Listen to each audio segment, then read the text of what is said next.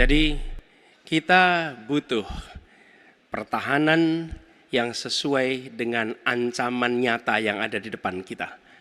Ancaman ini dirasakan oleh siapa? Dirasakan bukan saja di dalam batas-batas teritorial, tapi juga di keluarga.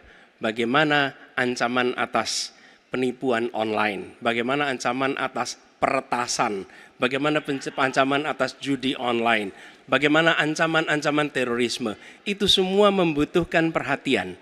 Jadi bukan memutuskan untuk belanja alutsista berdasarkan selera dan berdasarkan preferensi masa lalu, tapi justru harus mencerminkan kebutuhan masa depan. Inilah yang menurut kami penting. Ya, anggarannya perlu kita tingkatkan, tapi jangan keliru. Ancamannya juga mengalami pergeseran. Jadi itulah sebabnya mengapa kita melihat perlunya ada strategi yang baik. Supaya apa? Supaya kekuatan yang kita miliki mereka bisa bekerja dengan optimal, tidak sia-sia.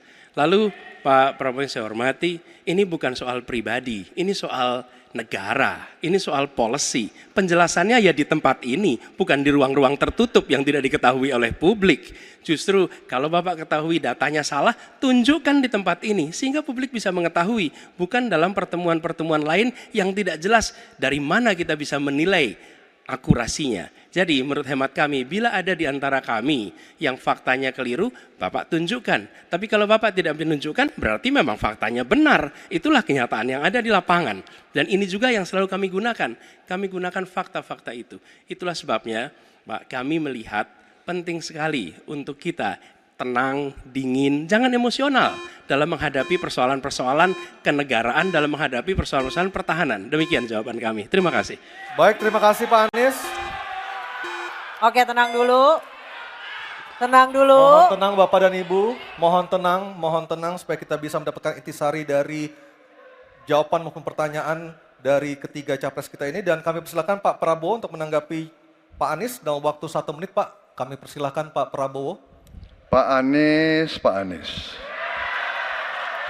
Saya tidak bicara tertutup, saya bicara di Dewan Perwakilan Rakyat, Komisi 1, di mana semua partai yang mengusung Bapak hadir dan menyetujui yang saya ajukan. Jadi, dan juga sekarang waktunya nggak ada, jadi saya mengundang kita bicara terbuka. Terbuka, silakan. Tapi saya ingatkan, Bapak cinta atau tidak dengan negara ini? Masa kita mau buka semua kekurangan kita, semua masalah kita buka di depan umum? Apakah itu pantas? Di negara yang baik, di negara maju, masalah rahasia ada, Profesor. Jadi bohong, saya tidak minta tertutup. Saya terbuka, Komisi DPR terbuka. Baik, waktunya habis. Waktu Semua habis. partai ikut.